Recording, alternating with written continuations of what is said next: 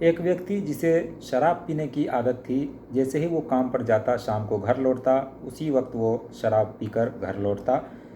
हमेशा की तरह वो काम पे जाता है और एक दिन उसने दिन में ही शराब पी ली थी, जिसके बाद कंपनी पहुंचता है और कंपनी वाले उसे दोपहर में ही जो है उसे छुट्टी दे देते हैं और कहते हैं कि आज तुम आधा बेला ही काम करो और वापस अपने घर लौट जाओ, क्योंकि उसने शराब जो है वो काफ़ी भारी मात्रा में पी रखी थी।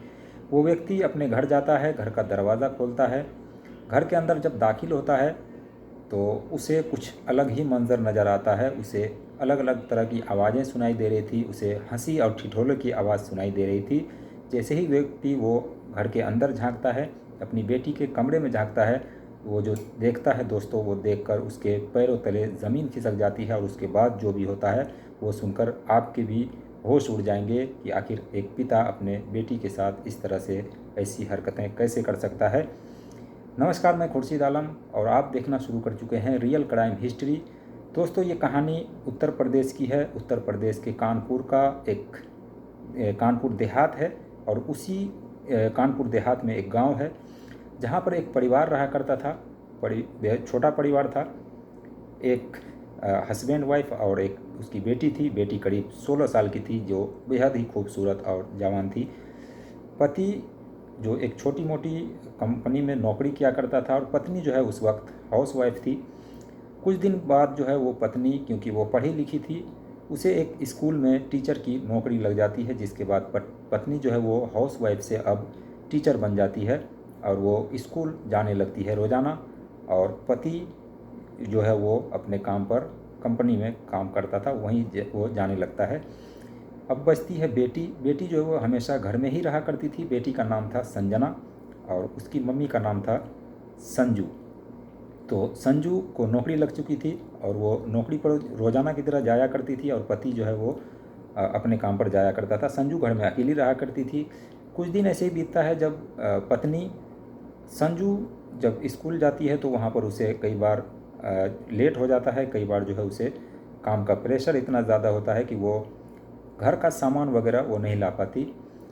कुछ दिन के बाद संजू जो है वो कहती है अपनी बेटी से कि अब जो है स्कूल में मुझे लेट हो जाता है और आने में देर सवेर हो जाता है। तो संजना को वो बोलती है कि तुम जो है घर का सामान, ये सारी चीज़ें हो ले आया करो और खाने पीने की जो भी सामान है वो तुम मार्केट जा कर के ले आया करो, क्योंकि तुम घर पे ही रहती हो। और यही होता है। संजू जो है वो अपने स्कूल चली जाती है और उसका पति अपने काम पे चला जाता है। इधर संजना, जिसकी उम्र 16 साल थी और बेहद ही खूबसूरत लड़की थी, ये अपना काम के लिए, अपने काम से जो भी घर में जो भी सामान घटा या बढ़ा रहता है वो अपना ख़रीदने के लिए जाती है। अपना मार्केट से वो सामान लाती रहती है, रोज़मर्रा की जो भी सामान है, और खाना वगैरह बनाती है, घर का पूरा ख्याल रखती है। कुछ दिन बीतते हैं। जब संजना जब मार्केट गई हुई थी सामान लाने के लिए, वहाँ पर उसकी दोस्ती होती है एक संदीप नाम के एक लड़के से। संदीप नाम का लड़का, उसका किराना स्टोर था। उसी किराना स्टोर से संजना सामान लिया करती थी। एक दिन संजना और संदीप की मुलाकात होती है। वहाँ पर वो कुछ देर बिताती है, गपशप लड़ाती है, उसके बाद फिर वो घर चली आती है। फिर ऐसे ही चलता रहता है। धीरे धीरे एक दिन संदीप और संजना की नज़दीकियाँ जो है वो बढ़ती जा रही थी। संजना एक दिन सामान लेने के लिए जाती है और वहाँ पर कुछ सामान जो है वो भूल जाती है, जिसके बाद संजना घर चली आती है।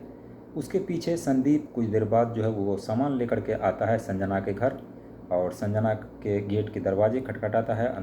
जब संजना वहाँ पर देखती है उस संदीप को तो वो चौंक जाती है कि तुम यहाँ क्या कर रहे हो। संदीप कहता है कि तुमने कुछ सामान लिया था और वहीं पर भूल गई थी, वही सामान मैं लौटाने के लिए आया हूँ। तो संजना उसके हाथ से वो सामान ले लेती है और संदीप कहता है कि पहली बार घर आया हूँ, थोड़ा घर देख लूँ और मुझे चाय पानी के लिए भी नहीं पूछोगी क्या। तो संजना उसे अंदर ले जाती है और उसके लिए चाय वगैरह जो बनाने के लिए चली जाती है। संदीप इधर बैठ जाता है। संजना चाय बनाकर लाती है, जिसके बाद उसके करीब में बैठ जाती है। फिर गपशप होने लगता है। गपशप होते होते संदीप जो है उसके सीने में, उसके दिल में जो है एक अलग तरह की आग उबल रही थी। गप मारते मारते संदीप संजना को अपनी बाहों में जकड़ लेता है और संजना को किस करने लगता है, जिसके बाद संजना के अंदर भी एक आग सी उबल जाती है। संजना भी जवानी के जोश में गुमराह हो जाती है। पहले संजना मना करती है, लेकिन संदीप जो है वो मानता नहीं है।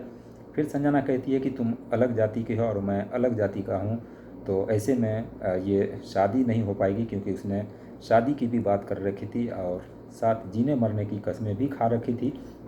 संदीप कहता है कोई बात नहीं, तुम अपने घर वालों को समझा लेना और मैं अपने घर वालों को समझा लूँगा। बात यहीं पर ख़त्म हो जाती है और धीरे धीरे संजना के को बाहों में जकड़े हुए वो एक घर में ले जाती है, एक बेड पर ले जाता है और संजना और संदीप दोनों एक कमरे में बंद।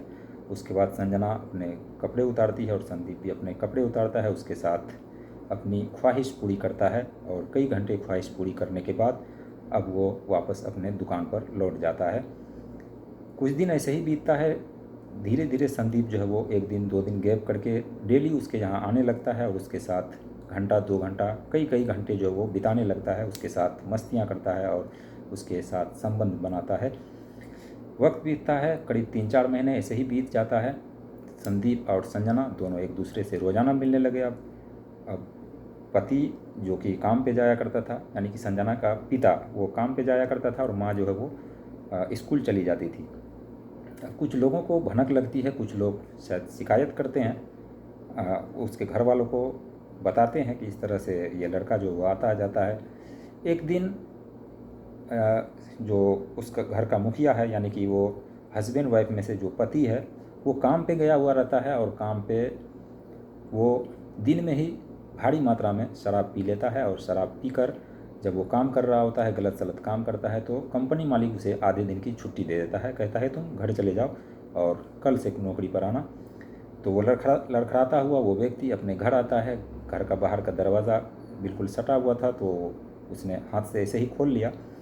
घर के अंदर जाता है, उसे अजीब अजीब तरह की आवाज़ें सुनाई देती है, हंसी ठिठोले की और अलग अलग तरह की आवाज़ सुनाई दे रही थी, क्योंकि संदीप और संजना दोनों एक दूसरे में लिप्त थे, एक दूसरे की जवानी लूटने के लिए तैयार थे। तो वो जो व्यक्ति है वो अंदर जाता है और इधर उधर आवाज़ देता है संजना को। वो सोचता है कि संजना तो इस वक्त घर पे ही होनी चाहिए, लेकिन नज़र नहीं आ रही है। आवाज़ देता है, नहीं कोई आवाज़ आती है, तो संजना के कमरे में जाता है और खिड़की से वो झांकता है और खिड़की से जो झांकता है वो देखकर उसके पैरों तले से ज़मीन खिसक जाती है। उसकी आंखें जो वो खुली की खुली रह जाती है। संजना नीचे और संदीप ऊपर, दोनों नग्न अवस्था में, दोनों अपनी अपनी जो है वो ख्वाहिश पूरी कर रहे थे, अपनी अपनी आग बुझा रहे थे। गेट नॉक करता है, लेकिन इसके बावजूद संजना और संदीप गेट नहीं खोलता है, बल्कि वो जो अपने शारीरिक संबंध में लिप्त थे, जब तक उसे पूरा नहीं किया तब तक गेट नहीं खोला।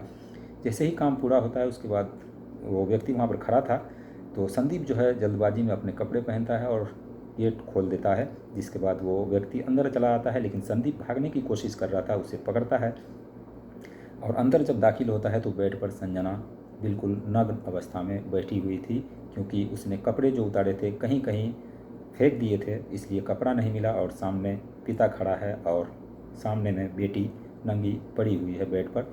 संजना अपने आप को संभालती है, एक हाथ से ऊपर और एक हाथ से नीचे रख करके वो अपने जिस्म को छुपाती है, लेकिन पिता की निगाहें अब जो है संजना के ऊपर टिकी हुई थी।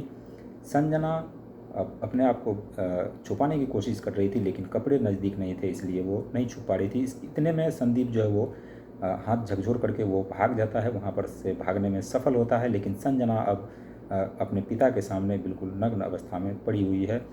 अब पिता के शरीर पर जो है, पिता के मन के अंदर एक अलग सी आग उबलती है। संजना को देखकर उसे रहा नहीं जाता और वो व्यक्ति संजना पर टूट पड़ता है। संजना की आबरू लूटने के लिए वो बिल्कुल उतावला हो जाता है। संजना बार बार मना करती रहती है, लेकिन इसके बावजूद वो व्यक्ति मानने को तैयार नहीं, क्योंकि उसने शराब पी रखी थी और शराब पीने के बाद लोग कितने मदहोश होते हैं ये आप खुद ही जानते होंगे। तो उसके बाद संजना की आबरू लूटता है और कई मरतबा वो आबरू लूटता है दिन में, क्योंकि उस दिन वो काम पे नहीं गया था। और नहीं लूटे देने पर संजना जब मना करती थी तो वो कहता था कि तुम्हारी मम्मी को बता दूंगा। तो संजना भी बेबस अब अपने पिता के साथ भी जो वो संबंध बनाने लगती है, रोज़ाना की तरह संबंध जो है बनाने लगती है। और उधर उसका जो बॉयफ्रेंड है वो भी उसके साथ संबंध बनाता रहता है। तो पिता और बॉयफ्रेंड दोनों एक साथ अलग अलग वक्त पे जो है संबंध बनाता रहता है। लेकिन संजना को ये चीज़ रास नहीं आती है। वो सोचती है कि संदीप से मैं शादी करूंगी और पिता जो है मेरे साथ ऐसा ऐसा कर रहे हैं। एक दिन वो मौका निकाल कर संदीप के पास जाती है और कहती है कि ऐसे ऐसे मेरे घर में है और मेरे पिता जो है देख लिया था, उस दिन से पिता जो है वो मेरे साथ ज़बरदस्ती करते हैं, मेरे आबरू जो है वो लूटते हैं और रोज़ लूटते हैं। तो संदीप उसे एक मशवरा देता है, कहता है कि क्यों ना तुम अपने मम्मी को बता दो और मम्मी जो है वो संभालेगी। तो संजना ऐसा ही करती है, अपने मम्मी को बताती है, लेकिन मम्मी जब घर आती है तो दोनों मियाँ बीवी में झगड़ा भी होता है। उसके बाद कुछ दिन तक जो उसके पिता हैं, संजना के पिता, वो कुछ दिन तक खामोश रहते हैं, कुछ दिन तक उसके साथ कुछ भी नहीं करते। लेकिन फिर धीरे धीरे कहते हैं कि जब शेर के मुंह में खून लग जाए तो फिर वो गोश्त ही ढूंढता है। ठीक वही हाल वो शराबी व्यक्ति का था।